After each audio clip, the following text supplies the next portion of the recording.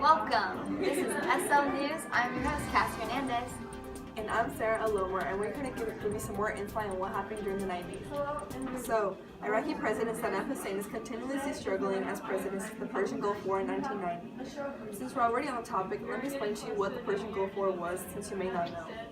Saddam Hussein insisted that Kuwait and Saudi Arabia cancel out $90 billion of Iraq's foreign debts and accused them of conspiring to keep all the oil prices low. He then ordered his troops to invade and occupy Kuwait and its oil fields, and President Bush immediately condemned the invasion and sent troops to Saudi Arabia to plan Operation Desert Storm, which was a massive US-led air offensive that hit Iraq's air defenses and was destroyed early, causing them to opt out of combat, and overall it was a successful and quick mission for the US. Now to Daniela in the fields. Thanks, Sarah. I'm standing here just a few streets away from where the explosion happened. It was a Renault truck packed with explosives that blew up outside a federal building in Oklahoma City. The bombing was an attack on innocent children and defenseless citizens. It is April 19, 1995, and the bombing destroyed 1/3 of the building, killing 168 people and injured more than 680 others. The blast destroyed or damaged 324 other buildings within a 10-block radius. It shattered glass in 258 nearby buildings and destroyed or burned 86 cars. This is the deadliest terror attack on American soil in United States history. Thank you, Daniela. Now, for today, we have some breaking news for all you viewers out there. Now, of course, we all know Secretary of the White House Monica Lewinsky and President Bill Clinton. The rumors are true. I know you all care about them. The affair between the two? It's nothing new though. This affair has been going on for 3 years now. But the real question to all of your answers, did Hillary know? Well, of course she did. But the question we really should be asking is, why didn't she do anything? It could be one of two scenarios. One, did she want the White House to herself, and with Bill being gone and distracted all the time, she could have that power? Or was it just that she's a poor, helpless, innocent soul that didn't know how to stand up for herself? Now the trial will be happening in a couple of months, and we shall find out more information then. Now, back to you, Sarah. So, Sarah, what do you think about the war on terror? I mean, I never really thought about terrorism too much until we got struck recently in 9/11. I mean, it was awful. I remember where I was that day. I was in my office, and my coworker comes in and tells me about everything that happened, about the plane striking World Trade Center. I mean, men, women, children, whole families, all innocent lives just taken for no reason. It was awful.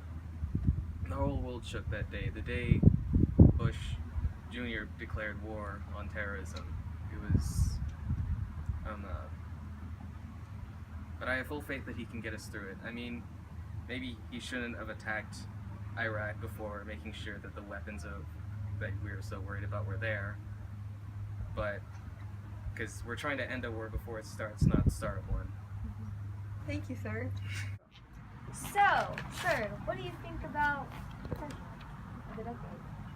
What are your views on that? Well, Bush Sr., he was in the early 90s, but he was a good man. He got us through the Persian Gulf War. Didn't much appreciate him raising taxes after all that. Read my lips, no new taxes and stuff, but whatever. Then there was Clinton. He was a good president too. I mean, he did a lot of things for health care reform and education. Good, family-friendly man, really charismatic and all. He could have, been a little less friendly with that Lewinsky girl, but we're not perfect.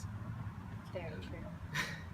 And then, of course, now we have Bush Jr., the one that's in office right now. And he's doing a good job so far. I'm sure he gets a lot of wisdom and experience from his father. He was also in office. So I'm sure he'll turn out to be a good president too. Thank you. Sarah, now bringing you entertainment and popular movies from the 90s. Now we have a civilian that I'm gonna ask what he thinks about the Titanic and the Lion King, some of the most popular movies during the 90s. Okay.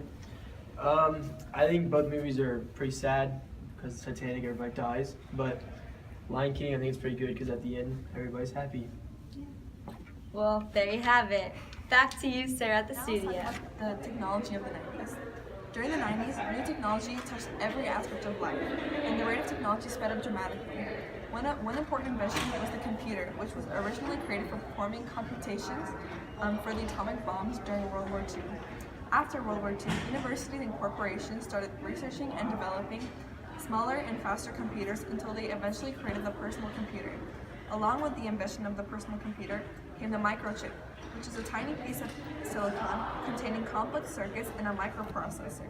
This microchip is used to create video games, cell phones, and many other electronics. Other important inventions were biotechnology, which is the application of technology to solve problems in living organisms, and satellites, which are mechanical devices that orbit the Earth, receiving and sending communication signals or transmitting scientific data. But probably the most important invention of the 90s was the internet, which is a computer network that links people around the world, also called the World Wide Web. This breakthrough completely changed commerce, education, research, and entertainment and communication. Now to the hottest trends of the decade. The schoolgirl skirt, the sweatshirt, and the hipster necklaces are big trends this decade. The jean skirt, the crop top, and the choker are also big when talking the 90s.